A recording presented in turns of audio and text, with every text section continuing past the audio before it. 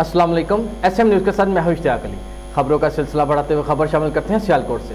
थाना मोतरा पुलिस की शानदार कार्रवाई, करोड़ों मालियत की हीरोइन और चरस बरामद कर ली। मुलजिम गिरफ्तार करके मुकदमा दर्ज कर लिया गया। इसी पर मज़ीद जानते हैं न्यूज़ एडिटर अब्दुल लतीफ़ शेख से। जी अब्दुल लतीफ़, क्या तफसीलात है आपके पास? जी बिल्कुल। मोतरा नहर पर पुलिस नाका के दौरान एक गाड़ी नंबर 873 इस्लामाबाद डस्का जानब से सियालकोट की तरफ जा रही थी कि मोतरा पुलिस ने मशकूक जानकर गाड़ी को रोककर तलाशी ली, जिससे एक तोड़े में 17 पैकेट मंशियात बरामद हुई।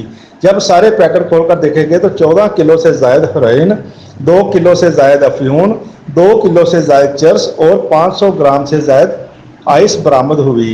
गिरफ्तार मुलजम सरताज खान, जो कि लंडी कोतल का रहायशी है, ने तस्लीम किया कि वो ये मंशियात फरोख्त करने के लिए लेके आ रहा था, लेकिन मोतरा पुलिस ने बरवक्त कार्रवाई करते हुए मुलजम सरताज खान को रंगे हाथों गिरफ्तार करके 9C का मुकदमा दर्ज कर दिया। जी बहुत शुक्रिया अब्दुल लतीफ़, हमें तफसीलात से आगाह करने के लिए।